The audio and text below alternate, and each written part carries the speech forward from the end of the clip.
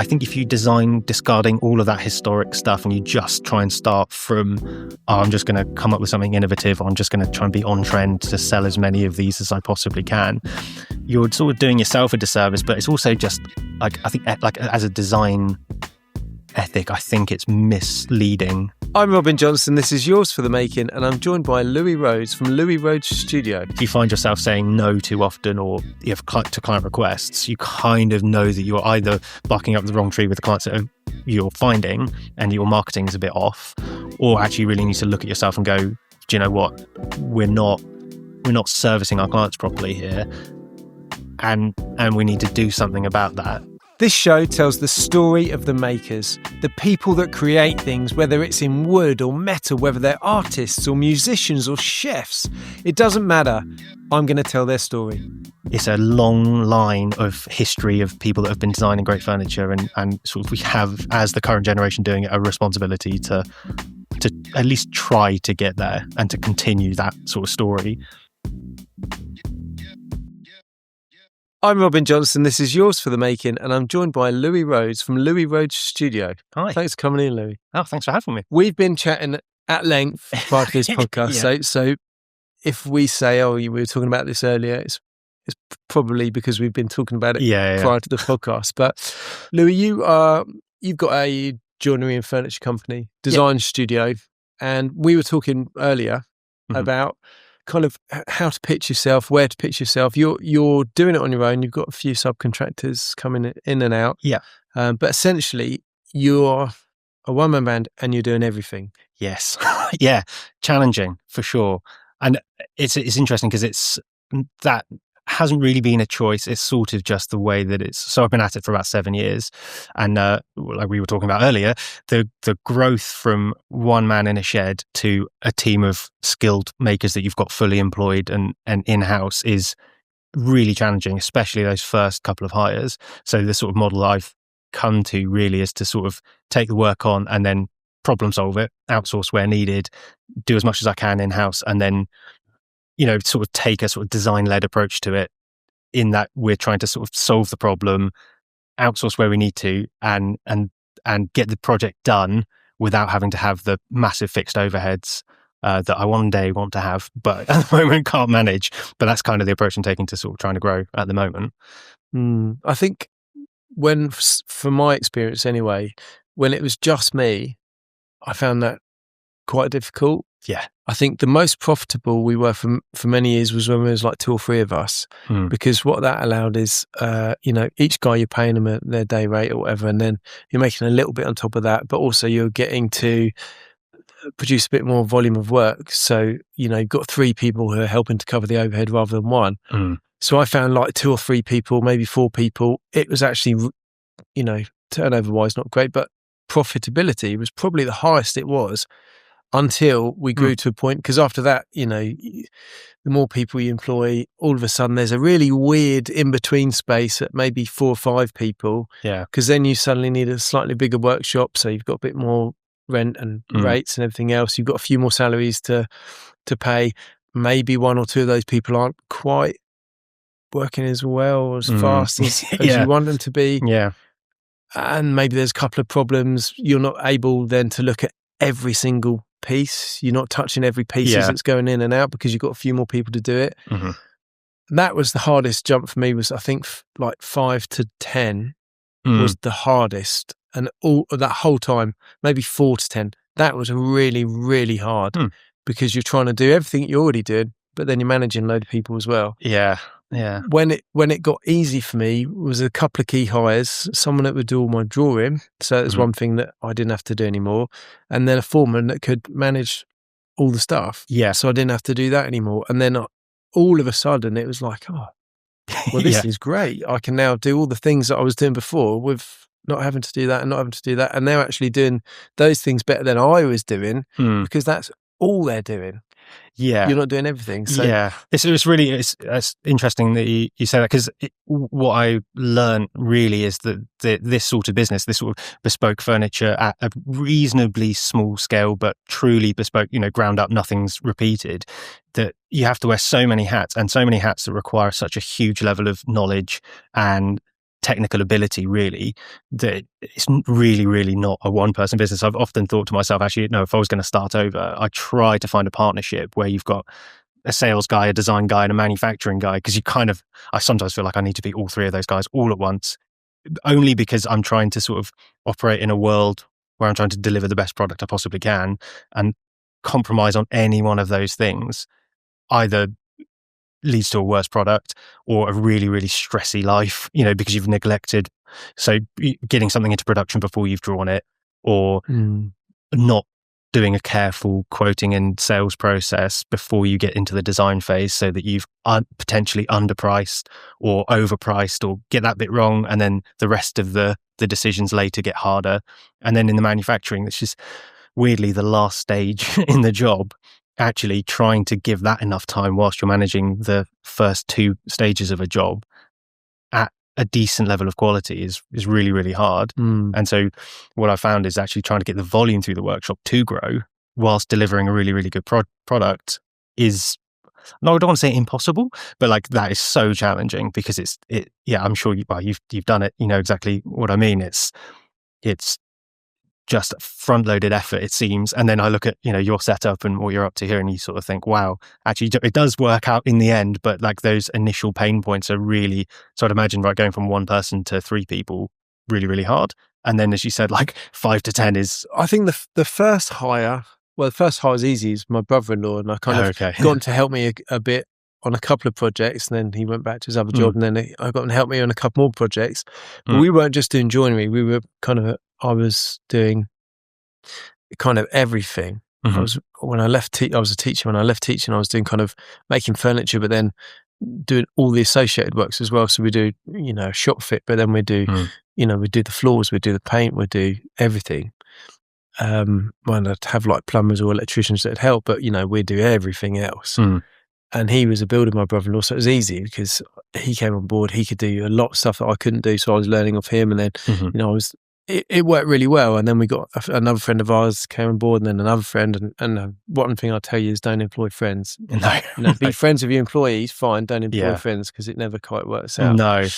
I have a similar rule about doing work for friends. It's sort of like, I'll do it as a complete freebie favour. 100%. I can't give a discount because I can't afford to, and I can't charge the full rate, because you sort of weirdly feel like you need to be doing somebody favours. So it's just a complete non-starter as far as I'm concerned. I love doing stuff for free if I can. But that's the same thing. Right? I'll just decline, because also I know we're quite expensive. And if my friends are, my friends that live around here, whatever, or live up in London, they want like a small residential thing, they want a little kitchen or something like that. I know that we're going to be so, just because of where we've pitched ourselves and the equipment we got, the overhead we got, and the work that we're doing, if I'm going to step off a £1 million hotel contract to make a small little kitchen, I still need to make the money for the same amount of time that I'm going to take on that kitchen. So I'd have to charge decent for it. And the same thing with you. If you're doing one job where you're earning X amount a day, you can't all of a sudden say, well, I'm not going to do that job. I'm going to pause. I'm going to do this job for half the money. It's not viable. Yeah. Well, it's almost a completely separate business model. And I found it's also like a totally different way of thinking, right? So like if I'm quite lucky with some of the work that we've got at the moment, where we're working at really the top of what I can do, but to get to a lower price point, you have to sort of change the way that you're thinking about how you'd build the furniture. You're not maxing out on what's possible. You're sort of managing what's feasible for the client and that sort of stuff, which is like totally, there's always a bit of that. You're always managing budgets and stuff, but at the sort of slightly higher end of the bespoke world, where you're able to have a discussion about high budgets at the beginning of a project and then work to that standard, trying to sort of get your head out of that game and into like, can we turn it out for a price? It's just like, I have huge admiration for the guys that do that sort of work. It's just not something that I understand how to do. So I sort of, it's like knowing your game and steering clear of, I certainly couldn't do a huge a huge hospitality contract like you've got, because there, with that sort of work, I guess there's like a really hard stop with a deadline, and you've got to turn out a huge volume for a very, very tight lead time, and actually that suits the setup you've got. But it's sort of knowing where you're best placed, really, isn't it? I guess that's We've carved our niche mainly in hospitality. But we do high-end resi as well, a little bit of it, because we sometimes even find that we price ourselves out of that. Oh, wow. Okay. Because we're competing against people. Residential's a funny one, especially, I mean, we're not working inside London on residential, at least. We're kind of, in the provinces down here in Sussex and Kent and stuff. And the majority of residential work, you have a builder, a main contractor, whatever, and they'll have a joiner that is probably not a through and through joinery, probably a chippy that's set up a little workshop that can make, wardrobes. And like we were saying earlier, you might even make wardrobes on site, get a sheet of MDF and a tractor on, whiz the wardrobe in, and the painter will follow on behind and paint it all. We're never, ever going to compete with that. No. No. And it's almost embarrassing to price against stuff like that, because you get people like QS saying, well, why are you 10 times their price or double their price or whatever it is? It's because, we're making work of a quality that we have to charge for, because it's the time. We were talking about it earlier about a meter rate for joinery. If you're using good quality, like say FUGA board rather than the cheapest, fluffiest MDF, and then you're spray finishing it, and you're doing all the prep work, and you're using good quality ironmongery and all of that, there's no way that you can provide that for X amount per linear meter, which matches up what Joe Bloggs is doing out the back of his van with a tractor on a bit of fluffy MDF or chipboard. And and I think I've struggled with, so we were talking about earlier, I sort of come from a sort of high-end design sort of beginning to my career, and so I sort of got quite lucky in that, because I sort of understand what's required at the upper end of what's doable in a residential furniture world. But at the same time, I didn't get a grounding in what an affordable wardrobe has to go together like to arrive at the correct price point. And to a certain extent, it's easy to sort of fall into a bit of like, this is better than that. And sure, the spec might be higher, but actually there is a totally valid world for that sort of cut in the driveway. I'm not my own client. Me too. Yeah, I'm not putting in furniture into my house other than the fact that I'm making it, but I couldn't afford my own work. Yeah. Which is, and so, when people, it's quite funny, when I tell people what I do, they're like, oh, you're much better than IKEA or whatever. And like, there's all sorts of problems with mass-produced furniture, but the reality is that sort of democratizing having a nice place to live is such a valuable part of what we've managed to do in the design industry.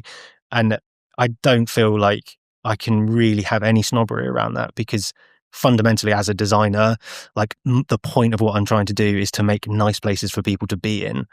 And it's not for me to say, oh, you haven't got X number of pounds in the bank, therefore you can't have a nice place to live. It's just horses for courses, really. And where surely if you're at a sort of slightly more affordable end of the things, or even buying IKEA furniture, you're not going to get the quality. And there's all sorts of problems with sort of environmental stuff. Actually the gap is really about sort of the bespoke nature of things, and you start getting into slightly more luxurious finishes and stuff. But really, like, it's just knowing what your business is trying to do, who you're catering for, and being upfront and honest about that. I mean, if I'm quoting for a job, after you've done a certain volume of work, I know what my rough linear meterage is going to be between X and Y. And you can say that immediately on the phone. I think a lot of the time people get caught up in wanting to say yes to a price point. But actually, you get a really quick sense of where your client is, and whether, a lot of people don't have access to how much a super prime wardrobe costs. It's really expensive for good reasons, but a lot of people will look at it and think, oh, I would like some of that in my house, and actually just having the honest conversation, being like, it's going to cost X amount of money.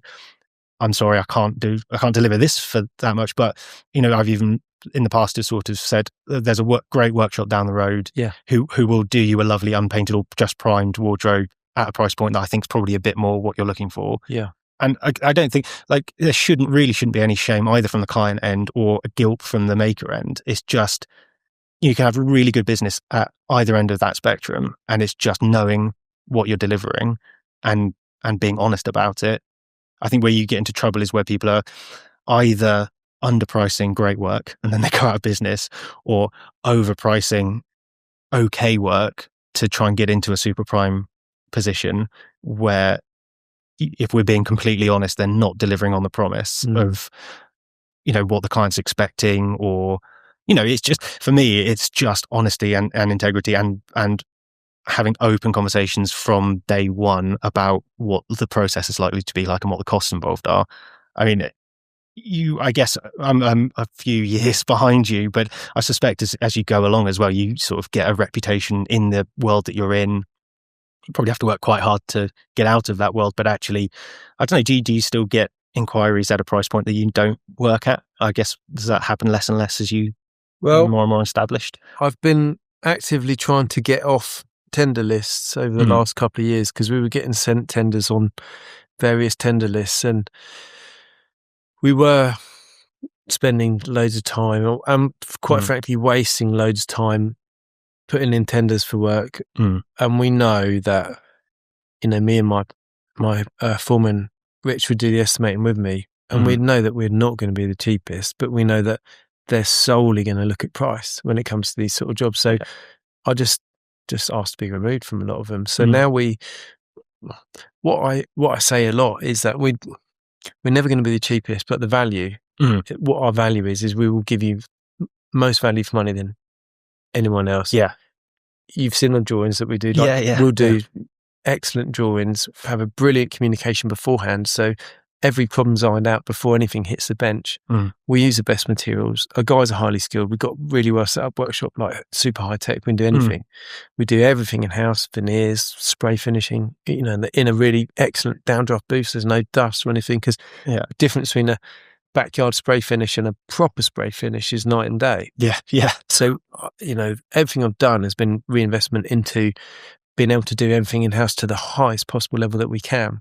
Solid edge banders and stuff like that, because I want what we make to be the absolute best. I want what we draw to be the clearest, most understandable drawings.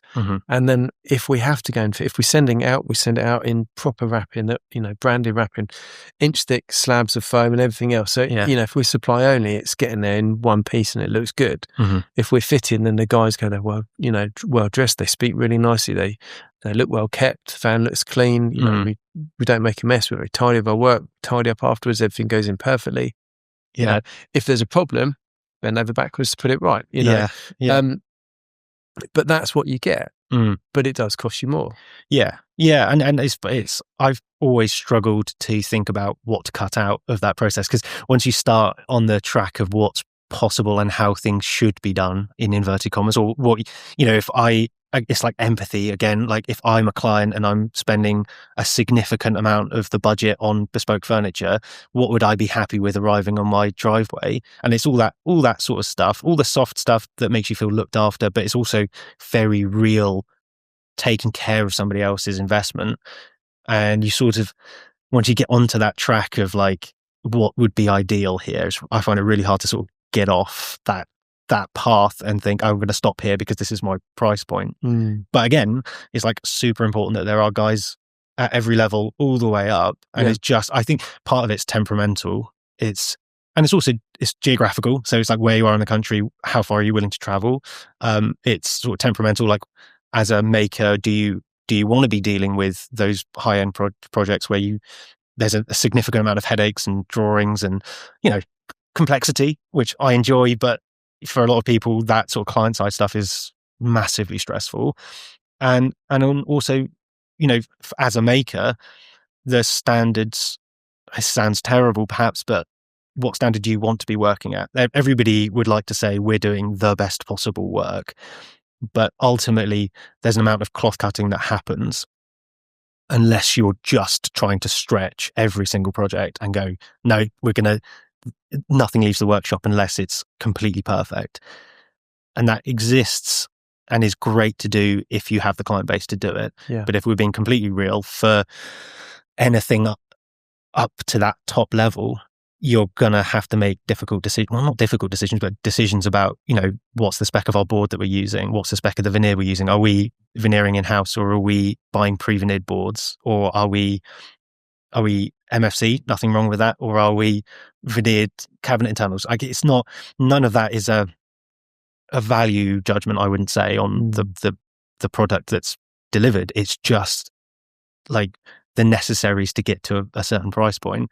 And it's also, I think, understanding what your client actually values and what they actually want, because the gap between, I think probably everybody that makes bespoke furniture at some point has had to explain to a client why they don't want solid timber cabinet carcasses. Like it's one of those things where if you don't live in this world, you might think solid timber best. That's what I want. I want solid everywhere. And trying to explain to somebody why you might not want to build a 3-meter tall wardrobe carcass out of solid oak is like, once you've explained, it all makes sense, but it's sort of listening to your client, what is actually valuable. It might be the case that actually they don't really care about the inside of their wardrobe, but they want to spend a bit more on the paint finish, or they might want to have like oak externals, but they're happy with Formica internals or something. It's sort of cutting your cloth, understanding a budget, and then having, for me, it's like flexibility to where I'm not necessarily with open-ended budgets. It's putting the value where it matters. And I suspect there's a bit of that. I mean, I haven't done a huge amount of shop fitting and that sort of stuff, but similar, right? Like it's potentially the sort of look of everything is what really matters. Yeah. And then you're economizing perhaps on the structure behind it in a way that you might not do for prime residential. And, I just think for me, it's that's where the sort of design first thing comes in, because it's like, I don't know how you could really deliver on a brief without going through the full design process and understanding what the brief actually is, not just, I'd like a nice wardrobe, please. It's like, okay, well, what does that mean to you? Not necessarily what is the best possible wardrobe we could ever make. And yeah, like we were talking about earlier, it's like having shop drawings or understanding what you're making before you're going to make it. That's all part of that sort of that middle third of a project of developing a brief and really sort of knowing what you're trying to achieve before you enter the workshop, so that you're not either turning up on site that something doesn't fit, or delivering something that client either, the worst thing that could possibly happen is I turn up to site with something that's a surprise to a client. That's like absolutely terrifying. Yeah. Or even like, oh, this is great. This is way better than I imagined. And if somebody says that to you, for me, it's like, I haven't communicated something along the way. Like it's always nice to deliver great quality, but it shouldn't be a surprise. If whether that's your marketing should be saying, this is what we deliver, or through the design process, the client should feel confident at the quality. It shouldn't be like, oh, I wasn't expecting it to be this good.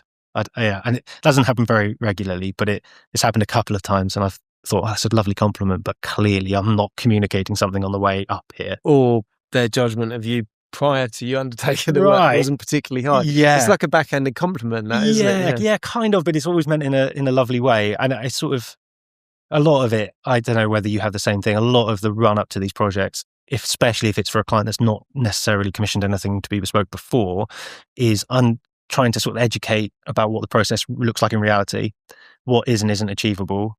I mean, for me, like the design thing, I think bespoke furniture should be like the art of saying yes, basically. So it's yes, everything's achievable. Like if you ask me to do like a gold leaf, whatever, yes, sure, we can make that happen. That's the bespoke nature of the business. But the really important part of the design process is like, do you actually want that? Let me explain to you what that involves. 99% of the time, a design brief will come in and needs development. Like it's almost never like, oh, private client is slightly different if you're working for a designer, but private client comes to you and says, I want a bookcase, and that's it. You don't need any more brief. You don't need to develop it. Like I don't know how you could get to a good end result without developing the brief. So like I know 2 bookcases should be the same, right? For like the bookcase I've made for myself in my house would be completely different from the one that you would make for your house. And it's not that, there are standards. So like how deep a bookshelf should be and what your minimum spacing is, sure. But actually, the way that you live with your family is very different to the way that I potentially live with my family. I might economize on certain areas where you wouldn't, or, it's like types of storage and knowing what's available. That's all that sort of design value that I think is really, really hard to end up with a good project without that. And we were saying earlier that actually I found that is a real challenge for a small manufacturing business, because that design thing is its own business, it's its own value. And then efficient manufacture is its own business and its own value. And it's really hard to connect up the two if you either don't have enough scale to be running 3 or 4 design projects in the background and running them through the workshop at the same time, or that you're happy to take design intent from other designers and be the guys like you guys are, who you're incredibly safe pair of hands. So like, I could send you a SketchUp model of something, and I know that you're going to get safe workshop drawings out, and it's going to be delivered, and you're going to understand or take the time to understand what I wanted in the first place. And so like, I'm sort of in a transitionary period in my business, which is trying to balance where we lie on that spectrum. The initial idea was that we're going to be all in-house design studio and maker, which I think can work, but it's really, really hard to scale, to grow. Me on my own, and I could probably poodle along as I am, maybe get up to 2 or 3 guys, but I'm going to be very, very tired and very, very stressed. And actually, for me, the value in these projects is in what the client gets in the end. And so my job really should be, how can I get them there? Not necessarily how can I learn. So for instance, we're sat in your lovely veneering workshop, and I'm looking at it going like, okay, I could either spend loads and loads of time getting here, or I can say to a client, yes, we can do you lovely veneered stuff, and I'm going to go to Robin because he's got the setup. And the reality is that you're going to get a more efficient turnaround, and there's all sorts of benefits to that. Until one day when you come to me and I say, oh, I'm really busy, Sure. I've got a big job on, I can't do it. Yeah, and that's why I've set it up. Set up for yourself. Yeah, because we were going to someone, and that is the reality for most small joinery shops. Nearly everything gets outsourced. We've done it. We've outsourced everything apart from actually making the joinery. And then one thing at a time, we've kind of clawed it in, set it up in-house, trained the guys, all got new stuff in to do it. But it's been very gradual. Well, not so gradual over the last few years, because the scale was, just suddenly got a lot bigger, and the time to deliverable has got a lot smaller. So all of a sudden we've had to do it, really, because we just couldn't rely on people. And I mean, if you've got really, really trustworthy people that you can outsource to, and that the cost is going to be what they quoted, the time is going to be right, and the quality is going to be what you need, fantastic. But there's always, you might go 5 years with someone, and then there'll be a problem, and it'll be a problem that'll be on a job that's super important. And that problem might cost you any future business with them. We've had it before many times. Yeah. And actually now, the worst one the biggest howler we ever had was with a subcontracted some metalwork out to somebody else, because we do a bit of metal. I did welding and stuff like that, but terribly wrong that went. All right. Really the worst thing that we've ever experienced. But what it taught me is that instead of bringing it in-house and, having guys, because we did have a load of metalworkers here, half the workshop was metalwork. Right. But as the joinery's got big, we've kind of gone smaller and smaller and outsourced it. But I won't ever outsource it again. No. And actually what we will do is just decline metalwork stuff and send them to someone else. Small things, there's someone else that we use, a couple other people that we use and stuff. But it's almost like you give them the whole project, and then... like some shop fit that we're doing, Rivet and Hide, he wants more furniture. The furniture for that, we'll just outsource those little bits as part of the package, and we'd kind of deliver it and fit it ourselves. Yeah. But we wouldn't really get involved with it anymore. If it's bigger than that, we'd just say, no, get someone else. Yeah, there's like a sort of risk tolerance thing going on there, right? Outsourcing components, for example, where we don't have any metalworking in house. We've just done a load of stuff with beautiful sort of brass trays under a kitchen island, all that sort of stuff. Where unless you're going to go out and learn how to do that, or hire somebody to do that in house for that, and then try and find that work to sort of backfill, you're going to have to outsource it. But I totally know what you mean, and a lot of that I think is like management experience. It's looking for warning signs. It's finding recommendations and trying to, which I appreciate is probably harder in the commercial world, trying to get stuff done early with enough lead time so that you've got padding, which is super hard. What's padding? Yeah, right. Yeah. I always think, I've got 2 weeks, we're going to stick it in, but it's never like that, is it?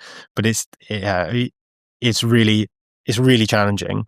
But like, you kind of almost need to, you either borrow a ton of money and increase your in-house capacity before you're ready, and then you have to grow into it with sales. And for me, that feels as risky, because you're sort of ending up promising things that you don't know that you can deliver, which is kind of the worst case scenario for a client. Again, that empathy thing, right? Like from a client side, worst thing that can happen is somebody promises you something that they know they can't do, or that they know that they don't have the ability to sort out for you, or that it's like so beyond them that, whatever, for whatever reason, and then they're not honest with you up to that end delivery point, and then it's a surprise that something's gone a bit wrong.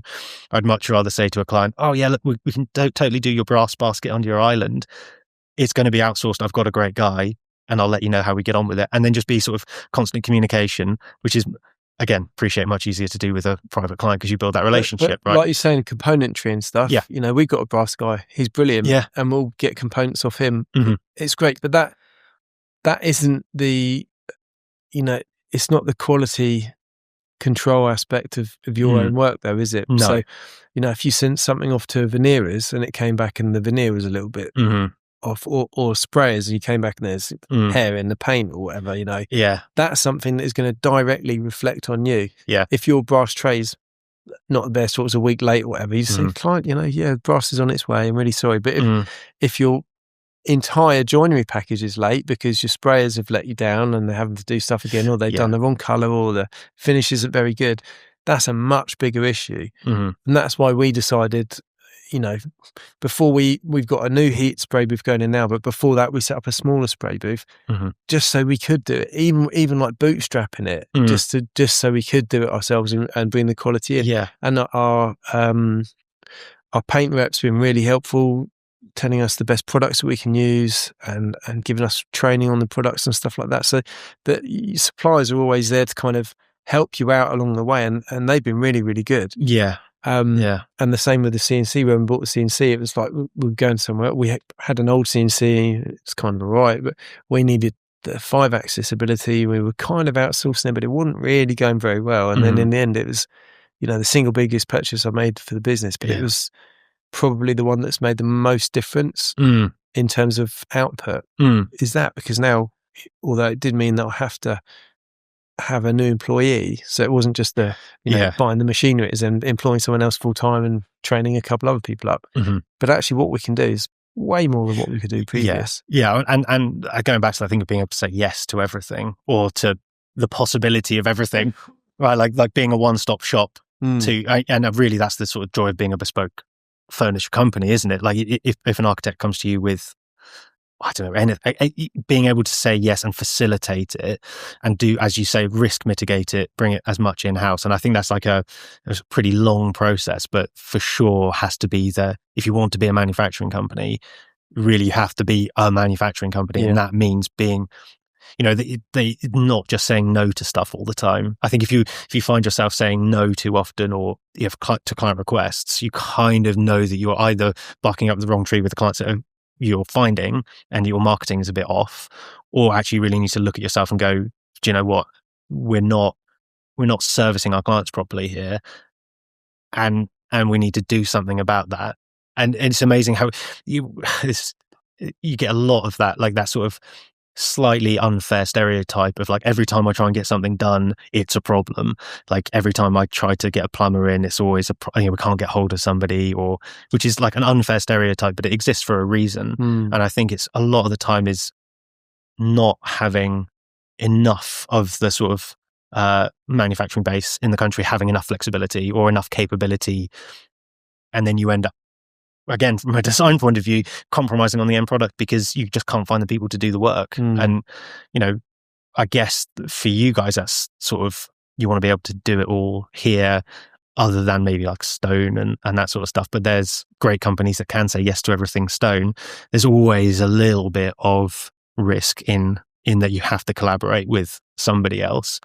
And that's kind of where the network thing comes in. And actually one of the most important lessons I've learned actually is like, network as a business, as a small business, is like everything. So being able to phone a guy who does, you might think is in competition with you, isn't really, everyone's like being able to pick up the phone and ask a question, or find a guy that knows how to do something that you've been asked to do, or that can find you a supplier that you don't, already have, all that sort of stuff. Like all this to say that actually, like, the number of hats you have to be able to wear as a bespoke manufacturing business is just like shocking. And I don't think it's sort of discussed that often, actually, just like how complicated these things are. I think it's like, as an industry, maybe as a country, we've sort of got used to being able to just like have stuff, and we don't see what goes into like a beautiful veneered table.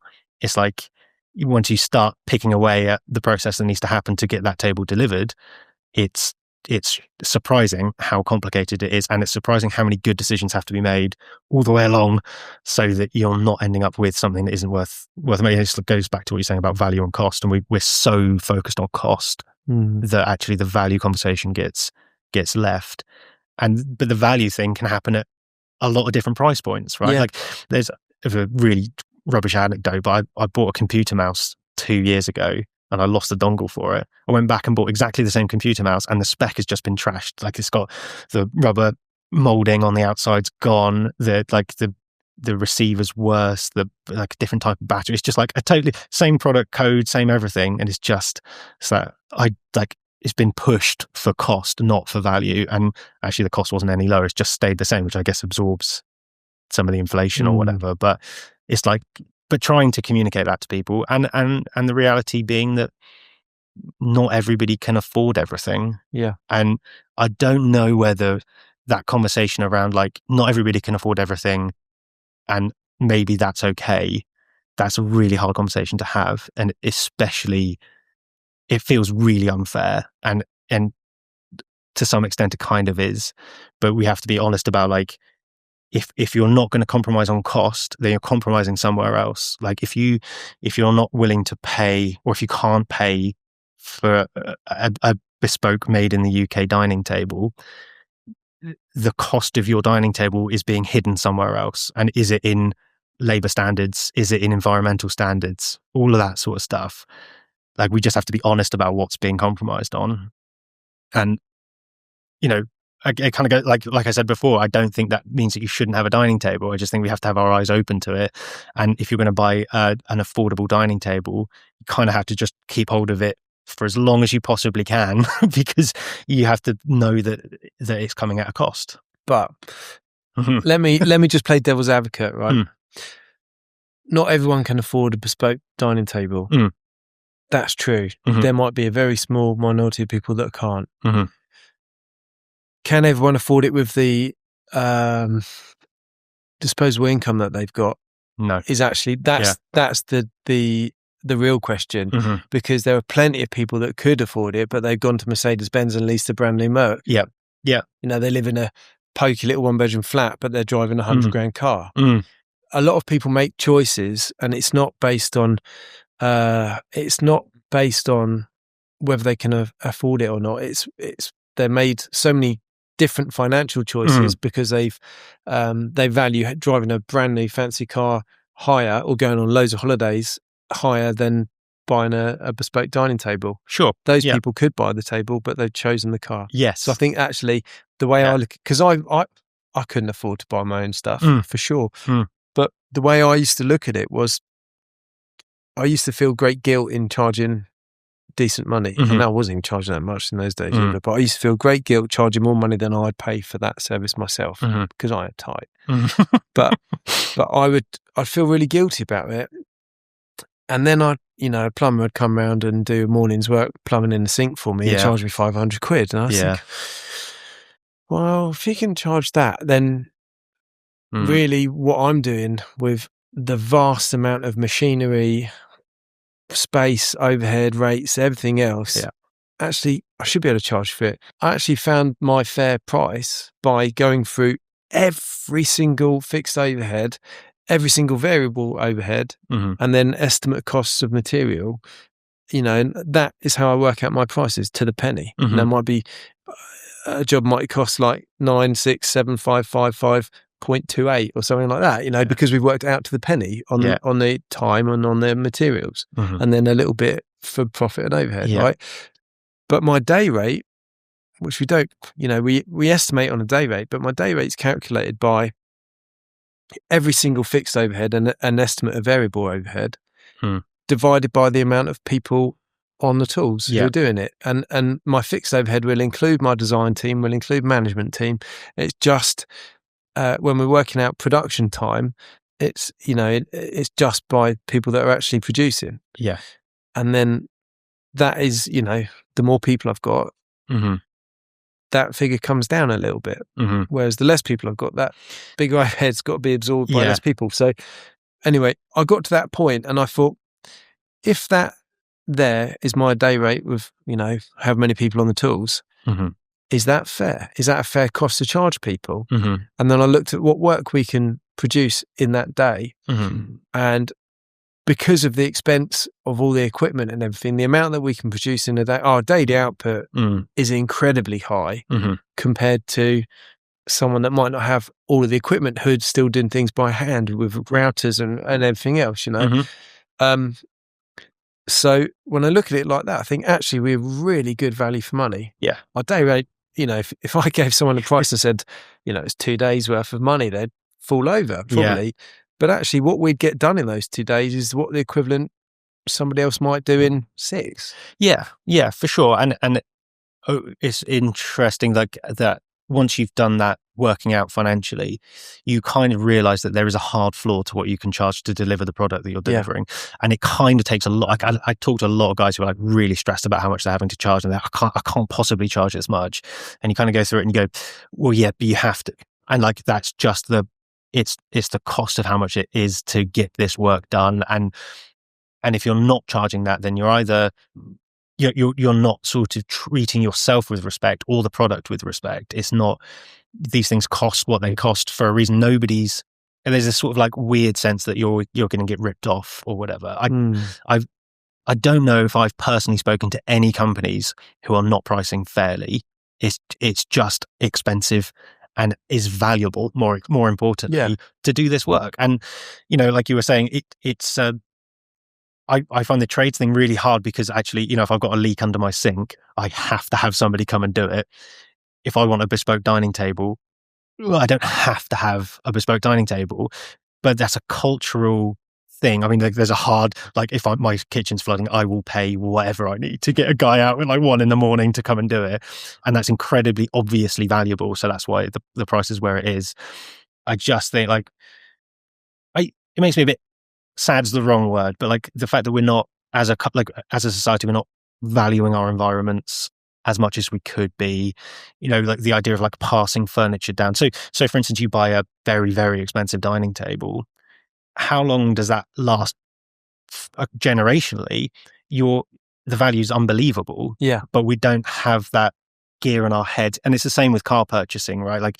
People don't now buy cars that you're going to hand on to your son or your daughter, and we no longer have coach makers or whatever. It's a sort of commodification. Yeah, and it worries me a bit how much furniture has become commodified. I think we're slightly coming back from that now, and people are starting to realize the value in the work and the skills, because we got so close to losing the ability to do this stuff that I think we're slowly changing the conversation, perhaps.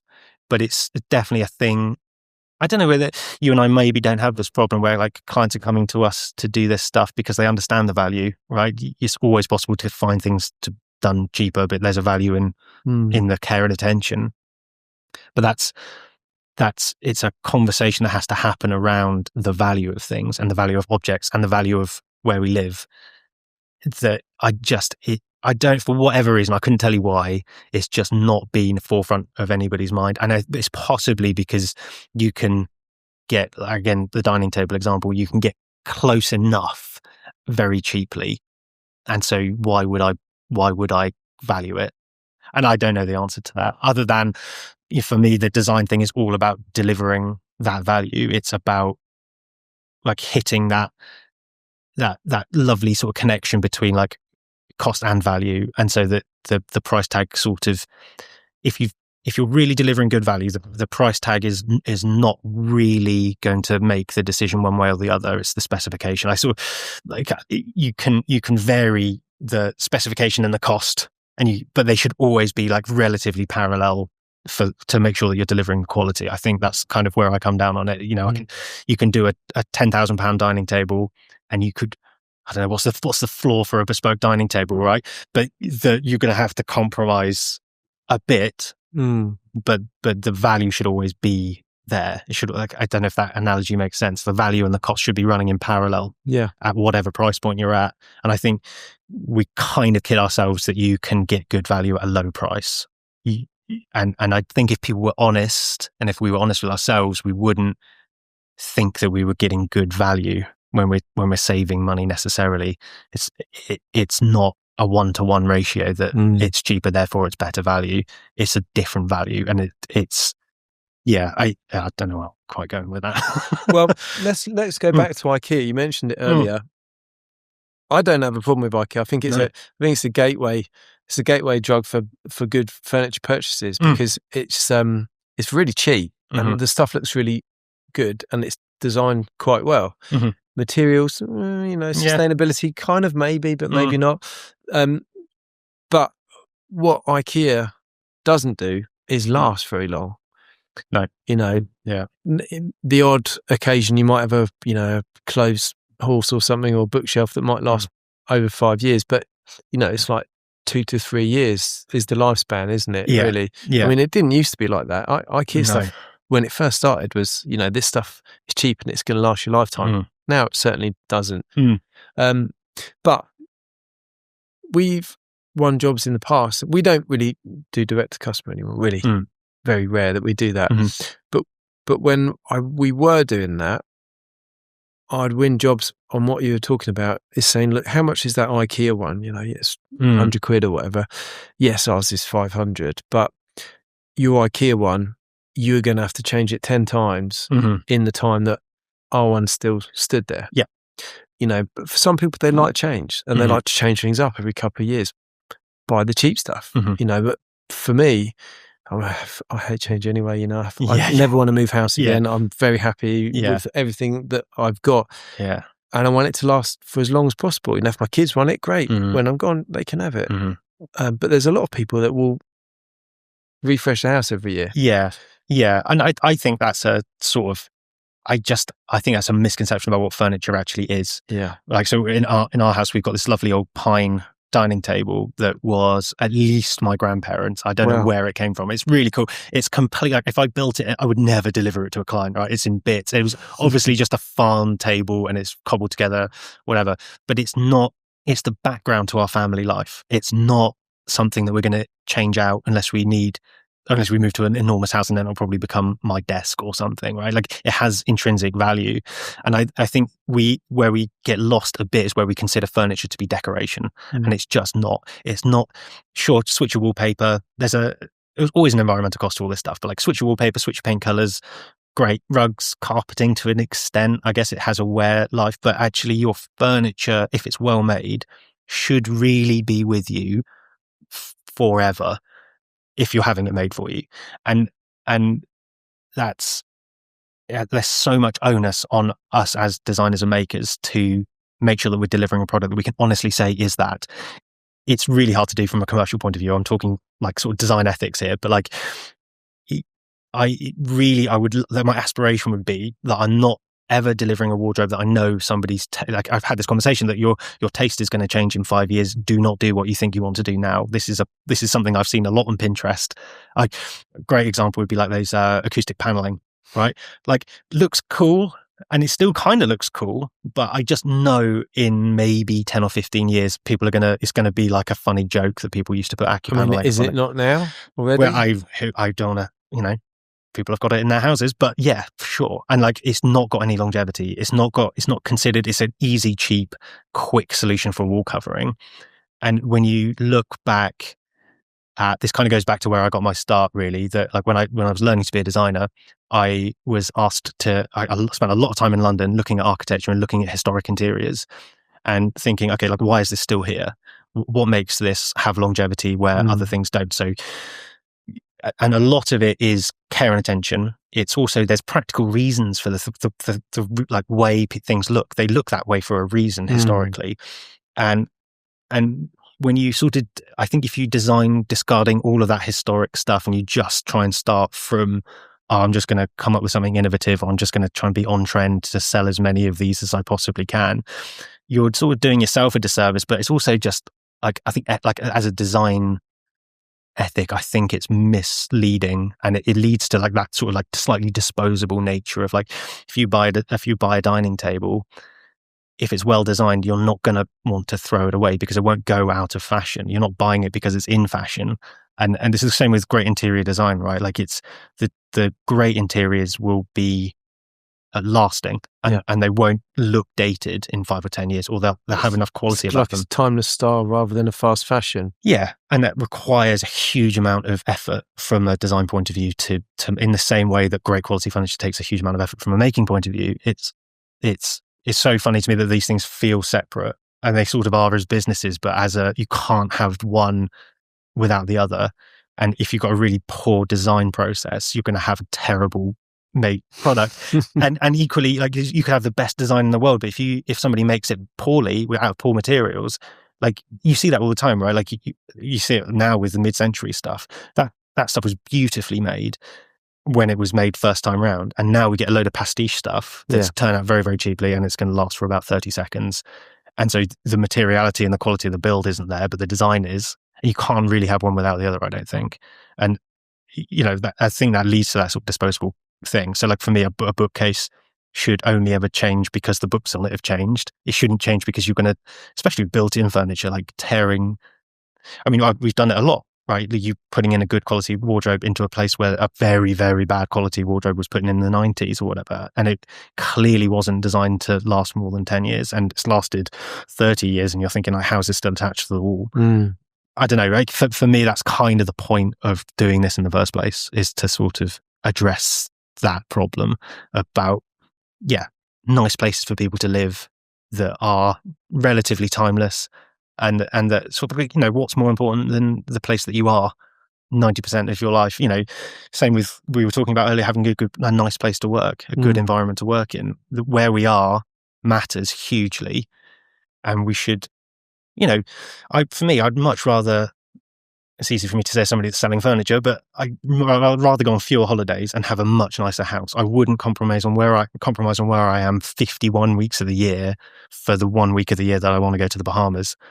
It's not worth it. That trade-off is not worth it. And I think we're slowly coming back around to that as a society, that home matters and that environment matters, but trying to keep that in mind whilst you're running a business. And I totally understand this. It's hard, and it's certainly hard if you're trying to reach a price point that's widely, as we said, affordable in inverted commas. It's a lot to digest there. bit of a brain dump there. I think that people are now, certainly we were starting to see it when we were still doing residential work. There are people that are deciding to spend money on their houses rather than doing those things because they really enjoy the house. But those houses that when you turn up to have a look at it, it's full of art. Yeah. They've got people round. They're always hosting. Yeah. And when you finish that job, the first thing that they do is invite you round for dinner. Come round for dinner next week or whatever, because they're proud of their houses. And I think certainly when I was growing up, our house was a house that my parents had people around for dinner all the time. We had a really nice old round, I think, oak table or something, really nice window chairs all the way around it. Dressers. A lot of that stuff was bought from auctions or came from family, whatever. I don't think we really had anything, apart from if my dad made it, I don't think we had anything bespoke made necessarily. No. But it was a conscious choice my parents were making to have nicer things and either get them from an auction house or whatever, or second hand, than going and buying like cheap crap. Yeah. And I do wonder how you look at the antiques market now and you can buy beautiful Georgian furniture for virtually nothing. I tell you what, the brown furniture market, it's value to be had there. I mean, I do this show on the BBC, The Travelling Auctioneer, so part of it I have to go to an auction house, and I'm stood there feeling a little bit disingenuous on the rostrum with the piece that I've spent an hour fixing to try and sell it for 20 quid more than it was worth or whatever, and it doesn't feel the most honest thing to do. But it's really opened my eyes to the world of auction houses, because we'll be in an auction, which legally I'm not allowed to bid on because I'm sort of part of it. And there's just like incredible Georgian mahogany huge. I mean, I buy it just for the wood. Yeah. Big dressers, big, wardrobes, stuff like that. Fantastic. Like, I think it was a Louis V chaise lounge sold for like 25 quid. Yeah. Really beautiful ornamental beds. Mm-hmm. They don't even sell sometimes. No, a huge amount of it ends up being scrapped, doesn't it? I mean, we've just done that kitchen island with the brass basket. Actually, was made out of a huge Victorian extending mahogany table. And you look at this, the table, like you say, the timber value in itself. You cannot buy mahogany really ethically now, basically at all, and certainly not at that size. But as a beautiful object, yeah, I wonder like how much that has been made in the last 25 years is going to end up in an auction house in 50 to 100 years time. And like, as a measure of value as an industry, we should be thinking about that. And it's kind of harder with the built-in stuff, right? Like, how many built-in wardrobes that were Georgian still exist now? But you just have to go to a National Trust house and look at this stuff and go, holy moly, like, it's the people were reaching here, and it was valuable. And it was, can you imagine how expensive a mahogany table was to make in the Georgian period? So much more expensive than it is to do the same thing now, because they didn't have the machinery. And we just sort of, I get it, it's not in fashion, it's not, whatever, but to just sort of, it feels like it all needs to end up in a museum and be kept and precious, because it's, I mean, even from a design reference point of view, all of the moldings that we see now, it's all kind of become a bit standardized and a bit naff, in my opinion. But like, the quality of the moldings or the shapes that were used, and all of this sort of like legacy and history that should be part of sort of the back of mind thinking for any good furniture designer, is sort of slowly getting like chucked into bonfires and disappearing. But that which is really sad, because that stuff was hugely valuable. The person that commissioned that dining table in the Victorian era to be made, I mean, we've cut it up now and turned it into something else, which felt a bit sacrilegious, I have to say. But it was not intended to last 5 to 10 years, and it supported a huge amount of skilled labor, if we're going to have that conversation, in the country, and people that feel like they get to the end of their working careers and have really put something into the world that's worth having. And I think that's, if we're being really sort of airy-fairy, that's like, we have the potential as an industry to deliver that sort of emotionally for the people that we work with. It's like, it's shocking how great the potential is in the bespoke furniture world, and how little of that is like really capitalized on. And it's why it's like, why I think it's really important to keep making great furniture, but also designing great furniture, because it's like, it's a long line of history of people that have been designing great furniture, and sort of, we have, as the current generation doing it, a responsibility to at least try to get there and to continue that sort of story. Whether or not I'm capable of actually doing that, I don't know. I try my best. But the idea that you'd ever do a project without having, like, it's important. This stuff matters, and that you'd be purely commercially focused. We all are commercially focused because we have to pay the mortgage and feed our families, right? But it like, cannot be at the expense of just the sort of like letting go of the idea that this stuff matters. It's like, it's not a churn it out thing, which is why it gets really complicated when you think like, everyone needs a wardrobe. And the sad thing for me is that there are great, very, very cheap freestanding wardrobes that you can just buy out of solid, like, if solid whatever don't get used because everybody wants new stuff. And again, like, I find it really hard, because I don't want to be the person saying that, no, you can't have this stuff, or you kind of want it ethically to be democratized to an extent. But it's, I sort of fairly unresolved that stuff in my head. But for sure, the thing that isn't unresolved in my head is the value of great design and great making. It matters more than just like that you can have a nice thing in your house, I think. Legacy item. Legacy, yeah, and it's, for sure, it's an aspiration. I have no idea whether I just did, a set of bedside tables or whatever, and I built it the best I possibly could for that reason. Whether or not it'll still be here in 50 to 100 years, I don't know. Anything could happen, but the idea that you'd not at least have, and it's not necessarily just sort of legacy and inheriting furniture. It's also like, I sort of feel like I have an obligation. Somebody's trusted me with something for their homes. And, it's like inviting someone around for dinner who's really badly behaved. It's like you're in somebody's house delivering furniture for their family. It matters. And I think you can get so used to being in people's houses working that you kind of forget that or whatever. But for me, it's like it's empathy again, right? Like if I'm the client, what matters to me is that the person that I've employed to do the job cares. And it is not just another thing. I mean, you do a significant amount more volume than I do, right? But I can tell that you care about what you're putting out into the world. And each individual project is maybe 10% of your year, but it's 100% of somebody's project. Or, I might do 10 or 15 bookcases a year in my little workshop, but that's the one bookcase that somebody's going to have in their lounge, hopefully for the next 50 years or for the rest of their lives. So it's sort of getting scale, understanding it, and then, I think as a client, if you understand that the maker and the designer that you've hired to do it is coming at it like that, actually the cost thing, so we have totally had times where I've quoted something and it's just not affordable. And then you just have to say, like, that's fine, no hard feelings, it's just not affordable. But the question of, is it worth the money, should never really be happening, because it's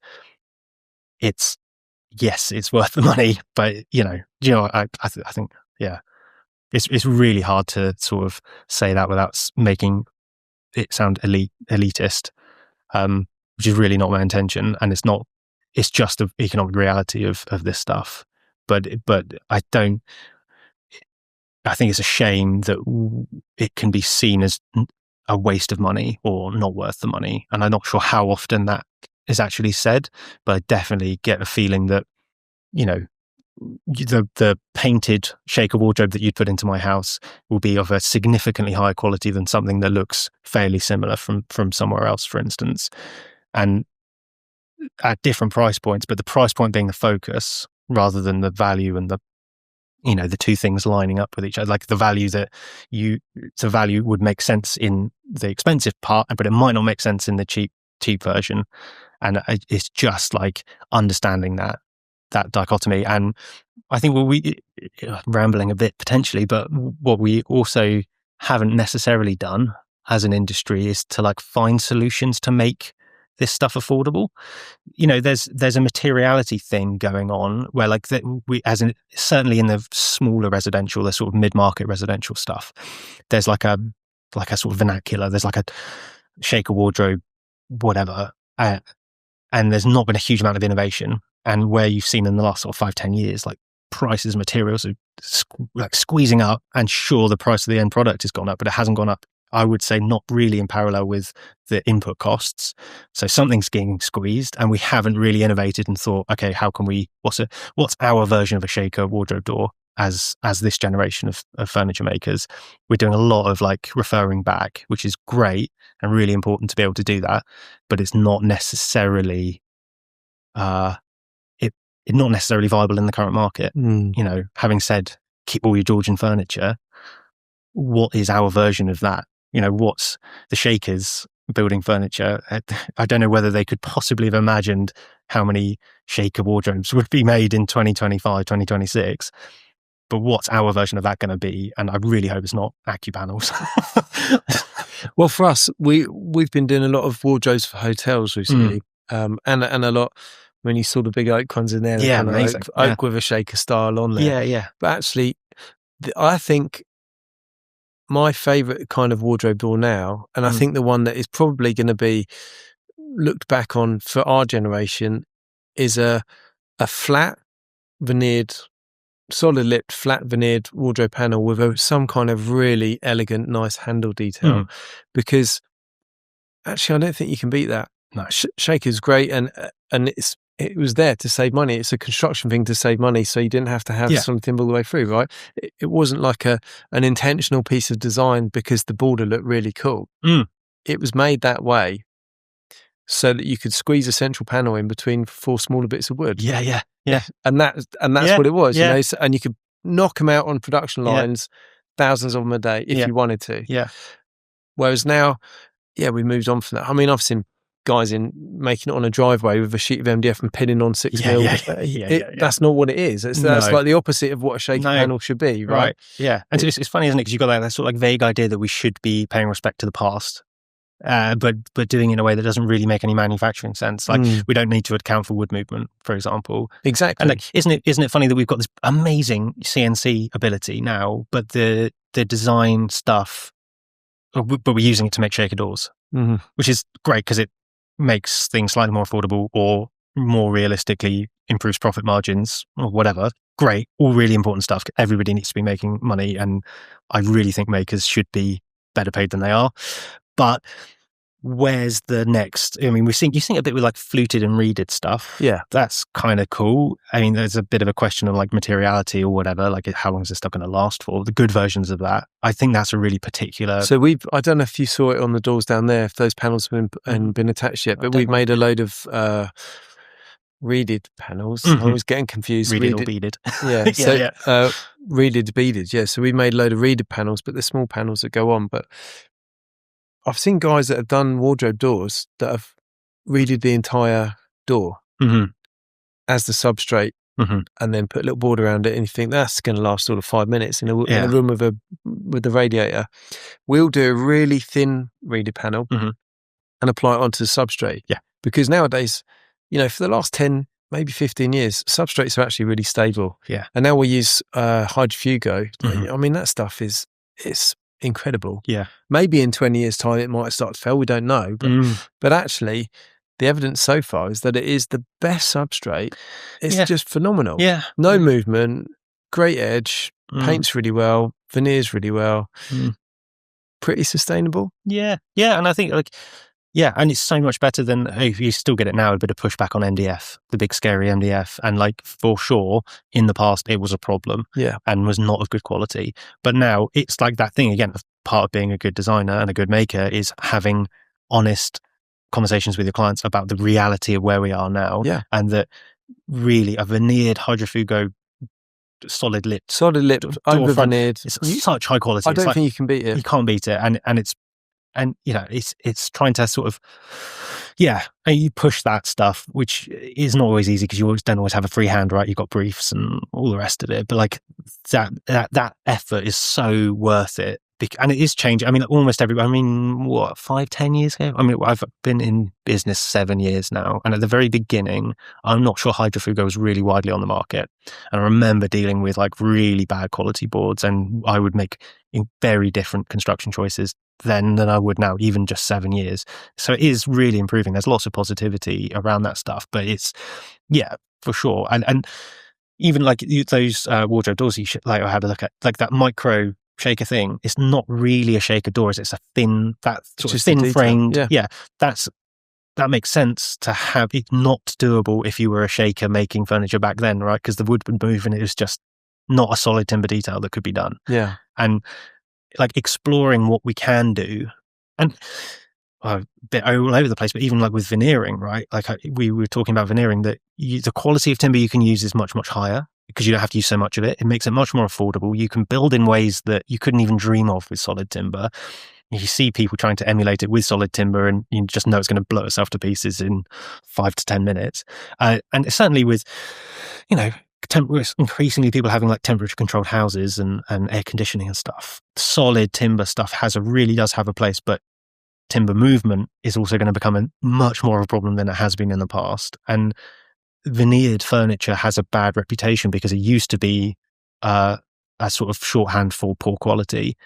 But again, you just have to look historically. I mean, Georgian furniture was solid timber cores with a very thin veneer of that's the reason it exists is because it's too expensive to do in solid, but we're going to get the nice effect and we don't have to waste material. It's like super, like especially, as you say, like Hydro FUGA MDF is much more economical and ecologically friendly to use.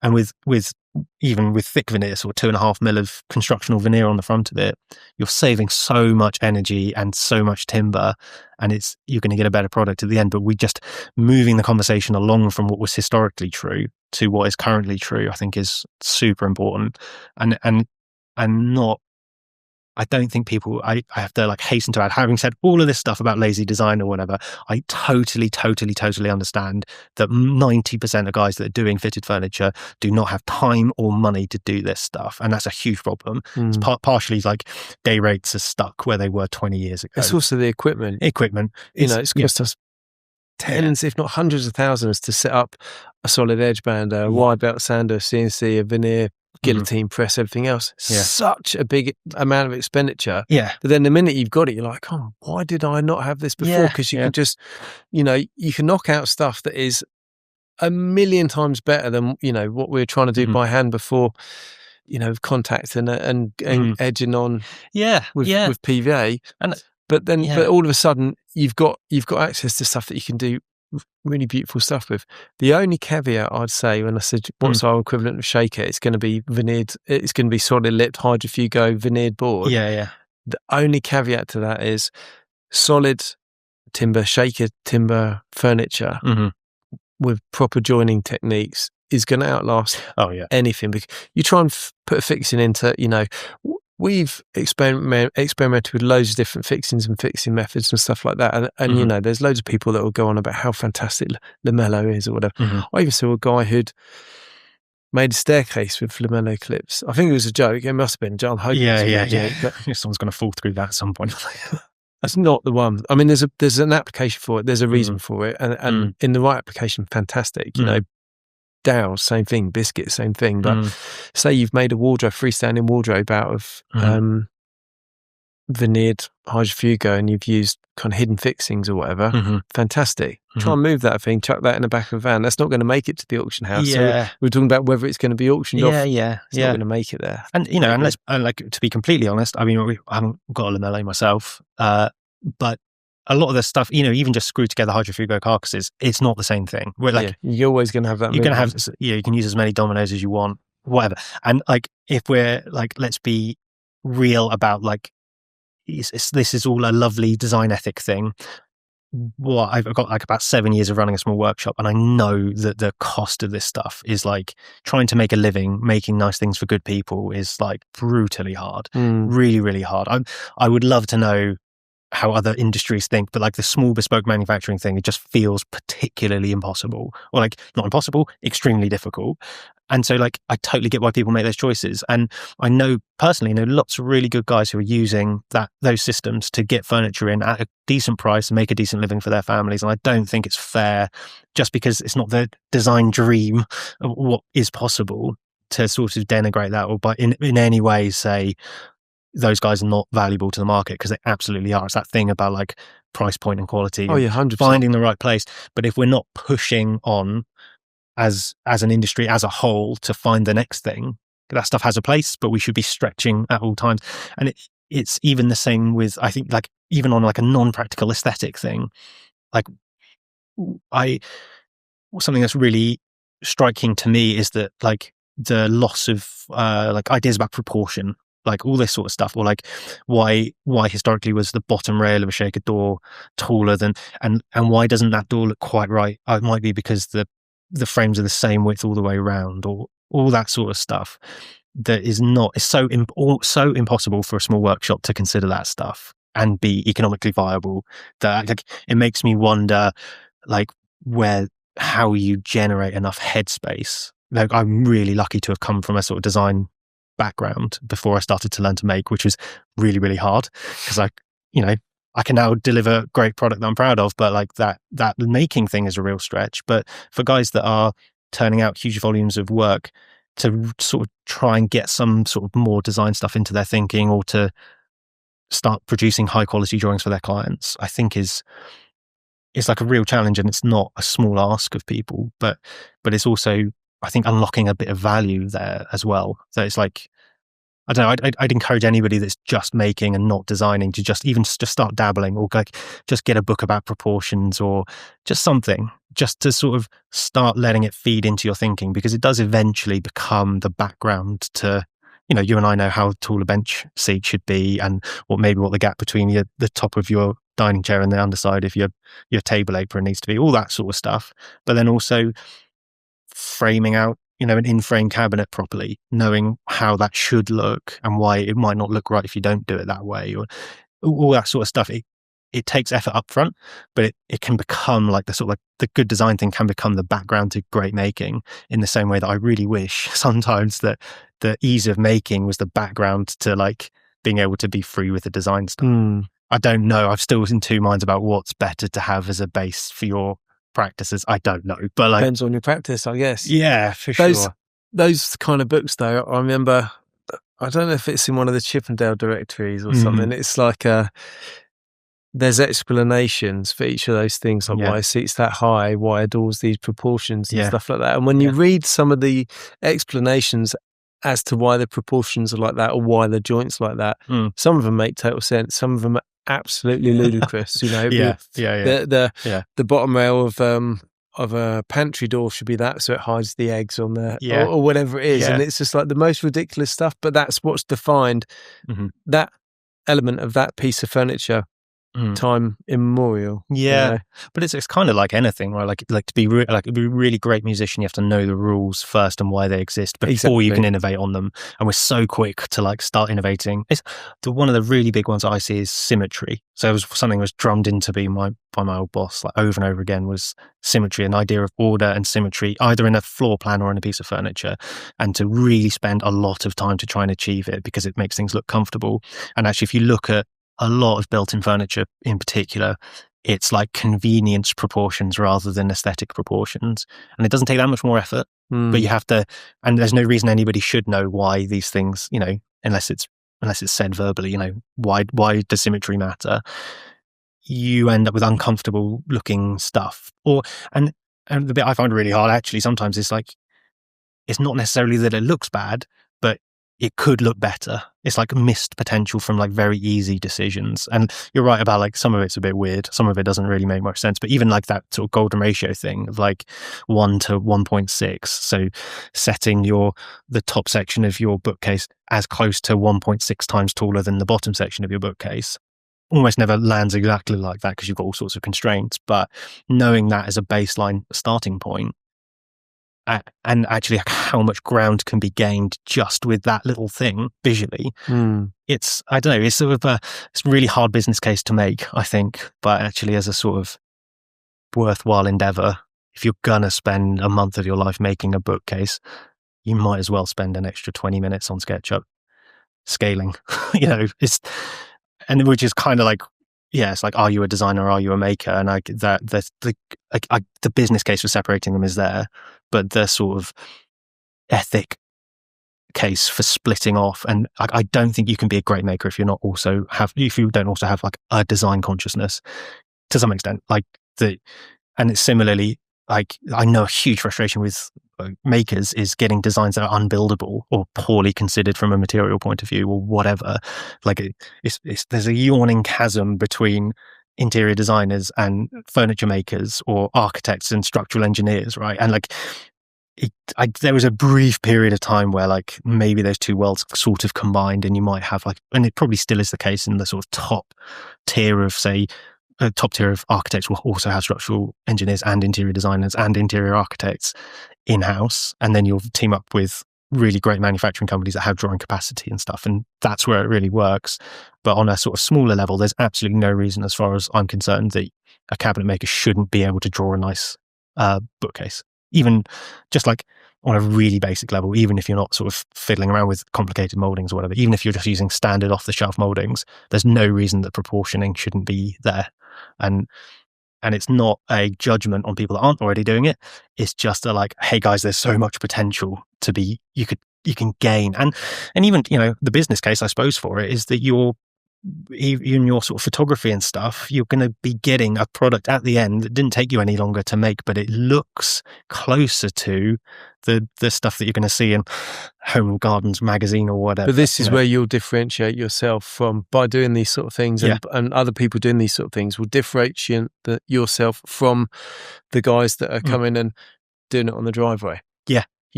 This is where your cost suddenly becomes valuable. Because you're considering the design by the golden ratio, by other principles, you're understanding the client. It's not just quickly knock that bookshelf up for me or quickly knock up that table. Yeah. You're understanding the design principles, and you also understand the materiality of it, and you're providing a product that is going to tick every box. It looks correct. It feels correct. You're going to use it in the right way. You can use it properly. You can use every shelf. You can reach it. You can put books in different orders, and even the books are going to look great on there. You know, that is the real value in this stuff, in the stuff that you're doing, rather than, oh, look, do it for 300 quid, would you? And I'll pay you cash. Yeah. Yeah. And it's just like, and I'm quite lucky that I don't understand how to do that. I don't like it, which is, I look at some guys are, to not name any names, are turning out huge volumes of this sort of work in a way that I can't get my head around at all. I don't understand how it's possible to do 4 or 5 wardrobes a week with a small team. You're cutting whatever. It's not something I understand to do, and it does have like a level of skill that I do have to. You just sort of have to admire and go like, wow, that's a business. That's proper. The compromises are being made perhaps with that sort of consideration, but there's no reason that the guy cutting on the driveway can't be, you know, it's, and you do add value. And you know, even in that market where you're trying to turn cheap furniture around on somebody's driveway, if you're the guy that also delivers well proportioned cut on the driveway furniture, it's got a value and it's worth doing and thinking about if you can generate enough headspace whilst you're trying to, you know, feed everybody. I just like keep coming back to this thing of like, you know, that design education where, you know, operating in a world where the answer is yes to everything and there's no budget to stuff, which is lovely, kind of gives you this sense of like everything is just a problem to solve. Like it's not, no, it's like, yeah, okay, how are we going to do it? And the same thing being like, it doesn't have to look ugly just because it doesn't have a huge price tag on it. It's really hard to do that and make a huge profit, but it's also, I find it hard once you know. My little brother had a great thing that he said once. He's like, once you realize that you've dropped your dirty clothes on the bedroom floor and you've seen it, you can't not see it. You can't unsee that problem. And so then it's either going to live in the back of your head forever, or you're going to go and pick your clothes up. And it's the same with like great joinery, right? Like if you see something, like a problem with something that's just about to be shipped, do you allow it to go or do you take the hit, right? Yeah. And I think it's just like applying that to as much of life and work as you can and just going like, no, this stuff matters. It may seem trivial, but it's not. It matters in the wider, like, yeah, sure, maybe nobody's going to notice a hair in the back of a painted wardrobe door or whatever, but you know it's there. And so then you kind of have like an obligation as somebody that's selling this stuff and is taking care of your clients to fix it. And to just, you know, there's no reason, even if it was the day of delivery, to phone a client and say, look, I'm really sorry, I've just noticed a hair in the paint on the back of one of these doors. That's not going to be here today because I'm not happy to deliver. Like, this is not okay for me to give this to you. And then they might be like, oh God, that's a pain. But no, I would never be cross with somebody that I've hired who is holding themselves to that standard. And I think it's just like, sure, it comes with a financial cost, and that's not to be diminished, because if I've learned one thing in the last 7 years, it's that nobody's getting rich in a small workshop on their own. But like, it's not an excuse for like allowing sort of the ethic to slip, I think. Yeah. Talking of stuff that you've learned, I ask everyone the same question. Now, if you could go back to have a quick chat with 18-year-old Louis, what advice would you give? I listened to your podcast on the way up here, so I did have a chance to think about it. I think I would say try to enjoy it on the way up. I say way up. Try and enjoy it on the way, because it was so easy to see all the problems and to be stressed, and there's always the end of the cash flow forecast, and there's always the tight deadline or something's whatever. But actually, when you look back at all the cool stuff that's happened and how much of it you potentially miss because you're stressed or not, a workshop moving to a bigger workshop, didn't enjoy it. I was just worried and stressed about it. And actually I would like to give that to a younger version of myself, or anybody that's doing this, to just go like, yeah, it's really, really hard, but like, this is also great. and it's okay to enjoy it even though it's hard. It doesn't have to just be unmitigated stress all the way along. Yeah, I think that would be it. Yeah, fair enough. That's good advice, actually. And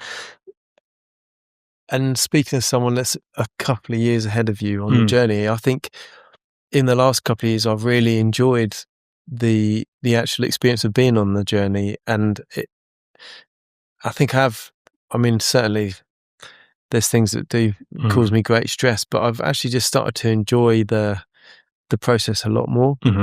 Whether that's the process of setting up new bits, because that's quite exciting, new workshops and new equipment, or the process of like working out how we're going to deliver a massive project that I've said yes to, which we maybe might not be able to do in time.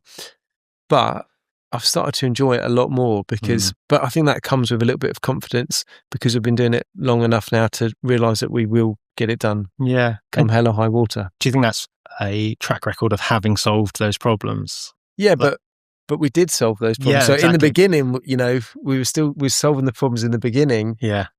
Albeit with a bit less certainty that we were going to solve them. But now, yeah, I guess it is. But maybe that's slightly complacent of me, and I shouldn't be complacent ever. But it is. It does get a lot more enjoyable because you know that it's going to work out. Yeah, yeah, and I think it's like the hardest thing you've ever, well, I can't remember who said this. The hardest thing you've ever been through is the hardest thing you've ever been through. Right. And like that happens once. And then the first time you have a cash flow pinch feels like biblically terrifying. Yeah. And then you get through it. Yeah. And then the next time it's maybe like half as worrying, and it's just having enough of those. And I wish you can't have that perspective until you've been through it. But like, that would be the one thing that I wish I could sort of impart would be like, no. You just like 5 years time, you'll have done 20 of these and it's fine. I think that's it. Let's just try and relax a bit and enjoy it along the way. Yeah, I mean, it's bloody stressful running a business. There's no two ways about it. Yes. I think that's really good advice, is to relax a little bit. But also, it is stressful, but it can also, the stress can be enjoyable. And actually, I've scarily started, I find if I haven't got a little bit of background stress going on, what is even life? It's a fine line between scary and exciting. Yeah. Sort of. It's, I think the scarier it is, the more exciting it is. Yeah. But I've always been like that. So it's kind of a dangerous trait, I guess. Yeah, but I need a bit of that to run a business, I think. Yeah, Got to have a bit of, sort of blind optimism to an extent. But, what's the worst that can happen? Stuff can go wrong. But look, if we're not going to do it, someone else is. And it was like that. Oh, God, there's another full of these weird little... But like that thing about like it can either be stressful at a small scale or stressful at a big scale. Yeah. And you like, it doesn't matter where you are, it's still stressful. Yeah. And so you can kind of like pick your level and be stressed there. Like, if you're doing, 200 quid, whatever out of your garage, you're probably going to be not as stressed, but you're still going to be stressed versus like employing 5 people. It's maybe different. Maybe more stressed actually. Yeah. Maybe because you're having to do more. Yeah. And it's just sort of scale and experience thing, right? And like, but it's also not, because for me, I'll tell you what it is. It's learning what can actually cause you stress and learning what, just ignore it, it'll be fine. In the beginning, everything's a stress, everything's a worry. The more you go on, the more you think, everything's, don't worry about that. That's what I need to worry about. That's terrifying, but all the other stuff. But when you're in the beginning, like everything that has a slight amount of risk to it can be really stressful. Yeah, it kind of goes back to that thing about like, knowing that you can just pick up the phone and talk to your client. That's like a really classic one people get stuck on. Yeah. It's like, something's gone a bit wrong, I'm really scared about it. It's like, just phone somebody. Clients value honesty. Yeah, just talk to them. We pride ourselves on that. If something's gone wrong, we'll be honest about it. If we are going to be late, we'll be honest about it. We don't bullshit. I hate it when I'm work with a lot of architects and interior designers, and they'll be on the phone and one of the subcontractors will say, "Oh well, it's this, it's that, the other." I think that's absolute bullshit, and there's no need for it. If you're going to be late, just say we're going to be late. Yeah, and it's both kind of goes again. We talked about it a bit earlier about like having proper systems in your business so you can see a delay coming. Yeah, so you're not ambushing anybody. And like generally speaking, that's one of the best things I've learned is that like most people are nice, kind, helpful, Like really, really, even in these big scary contracts where the numbers are huge and you're absolutely terrified, like people want to help most of the time. And if you're a good person and they can tell you're trying to help and they can tell that you're being honest, like most stuff is get overable. And if it's not get overable, it's probably not the end of the world. Like I say this as somebody that's chronically worrying about stuff all the time, but like I know, do as I say, not as I do. Don't worry, it's fine. So Louis, where can people see your stuff? So Instagram, just Louis Rhoades Studio everywhere. There's a website, and Instagram and a website, and give me a call. There's a number there. I don't know, always happy to talk to smaller workshops or people or whatever. If there's anything I can do to help, I've sort of been really lucky with contacts and stuff over the last couple of years with Instagram, like being able to like chat to smaller workshops or workshops the same size as me because I am a smaller workshop. Like, just give me a shout. Just a phone call, and always happy to talk to people. Cool, brilliant. Well, Louis, thanks ever so much for coming on. Really interesting and insightful chat, and wish you the best of luck for your future. Thank you very much. Thanks for having me. Cheers. Cheers, More mate. than welcome. Cheers.